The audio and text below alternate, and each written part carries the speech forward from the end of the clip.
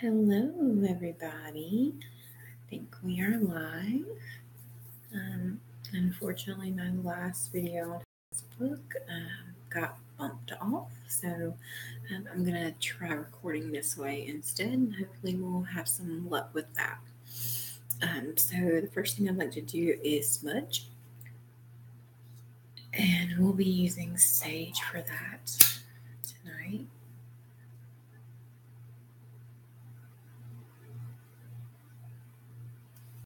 Just to clear out any energies that are stagnant or anything less than pure love. I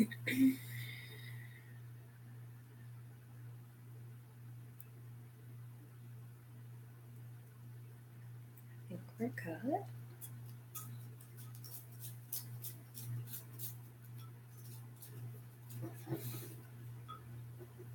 I'd also like to anoint at this time. I am using actually a Sage Goddess perfume. This is a new cycle for new moons, new cycles, new beginnings of any type. And I'm going to do that by a drop at the third eye for what I know, a drop on the wrist for what I do, and then a drop on the ankles for where I go.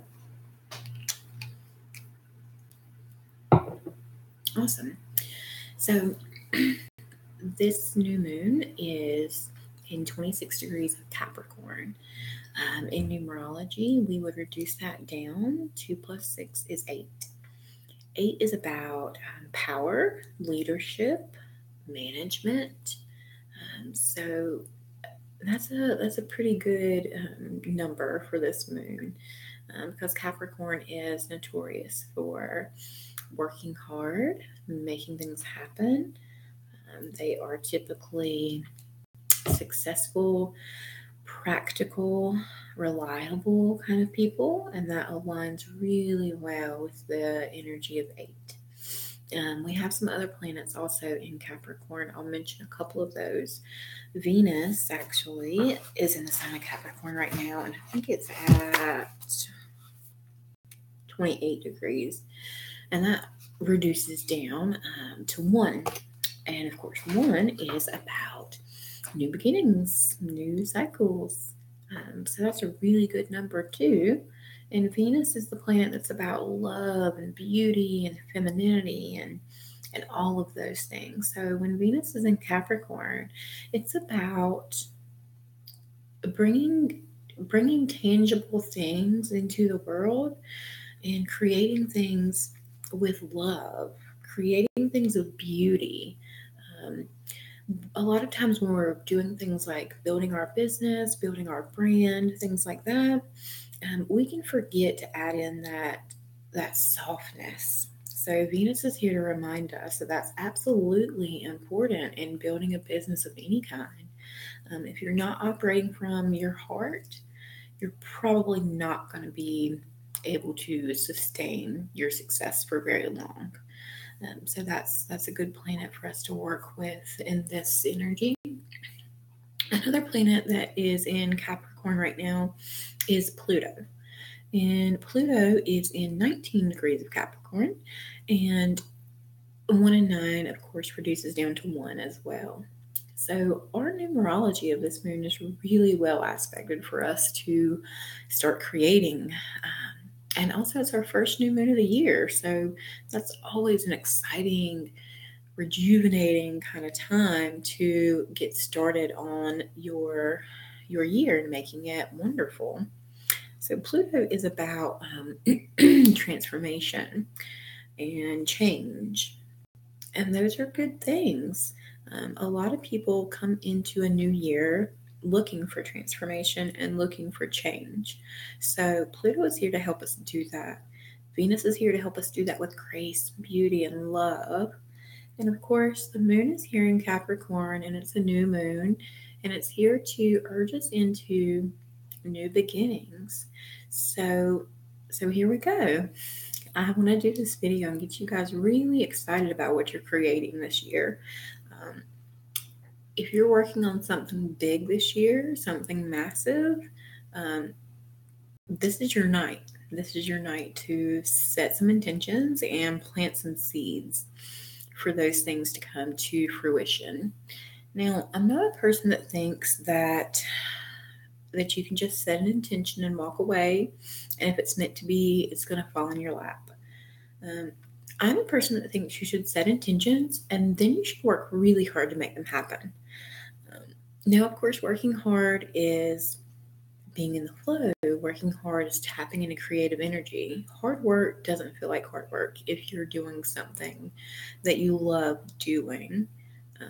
So tonight we're going to focus on bringing things into the world. We're going to focus on planting our seeds for this new year.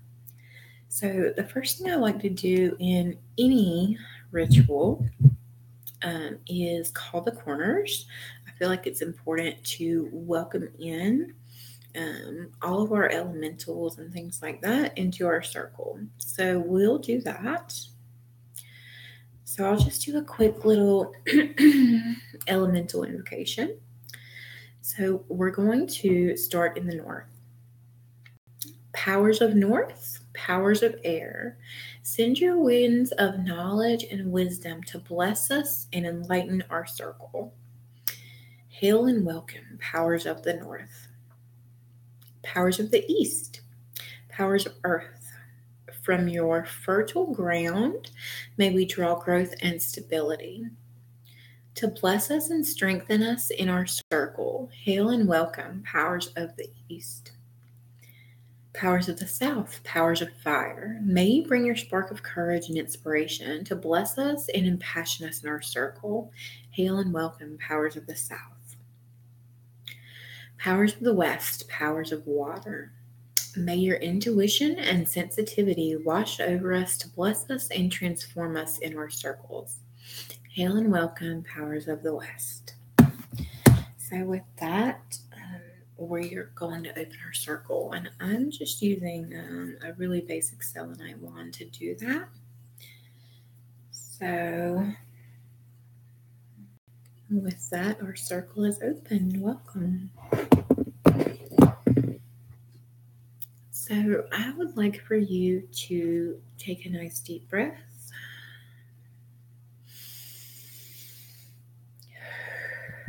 Get grounded, get centered, and take a minute to work on your intentions.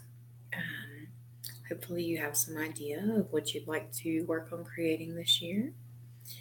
But if you don't, take a minute and think about that. Think about what you really want to bring into the world this year.